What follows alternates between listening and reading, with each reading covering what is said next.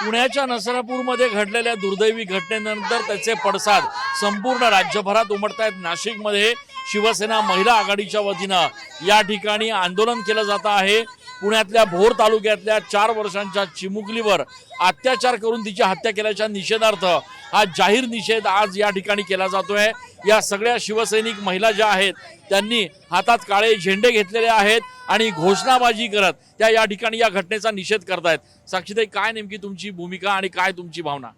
हे बघा, त्या चिमुकलीवर म्हणजे ह्या घटना, बलात्काराच्या ज्या घटना आहेत त्या रोज वाढत आहेत। त्याच्यावर कोणतीच कठोर शिक्षा होत नाही, काहीच कानून आणलेला नाहीये। त्यामुळे जो आरोपी आहे त्याला ती कृत्य करताना काहीच वाटत नाहीये। जोपर्यंत यावर कठोर काही शिक्षा होत नाही किंवा एखाद्या व्यक्तीवर किंवा एखाद्या आरोपीवर ज्यावर तुम्ही शिक्षा करताय त्यावर लोकांच्या मनात त्या गोष्टीबद्दल एक भीती निर्माण होणार नाही। त्यामुळे तुम्ही त्या आरोपीला फक्त फाशीची शिक्षा देऊ नका, भर चौकात उभं करा, त्या व्यक्तीला सामान्य लोकांच्या हातात द्या आणि त्या व्यक्तीने जसं त्या मुलीला मारलं तसं त्या व्यक्तीला मारा। तेव्हा त्या व्यक्तीला काय भावना आहेत तुमच्या? सर, आमचं एकच भावना आहे की कायदा इतका कडक झाला पाहिजे की अशी घाणेरडं कृत्य करताना आरोपीच्या मनात आलं पाहिजे की अरे मी जाऊ शकतो, मी मरू शकतो, आणि अशा लोकांना अशा वाईट प्रवृत्तीला जगण्याचा हक्क नाहीये। सर, यांना मारलंच पाहिजे, आमच्या ताब्यात द्या त्यांना। आणि ते आई वडील काय, त्या मुलीचे आम्ही पण कुणाचे तरी आई वडील आहोत। प्रत्येक दिवशी रोज रस्त्यावर सगळीकडे कायदा कडक झालाच पाहिजे। कडक झाला पाहिजे। तुमची काय मागणी?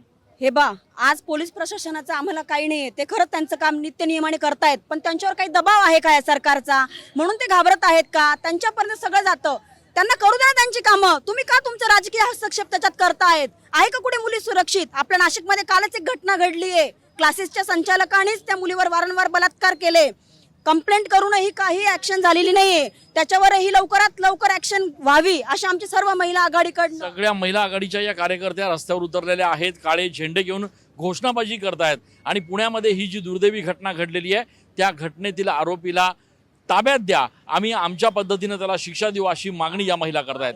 कॅमेरा पर्सन वैभवसह मी चंदन पूजा अधिकारी, TV9 मराठी।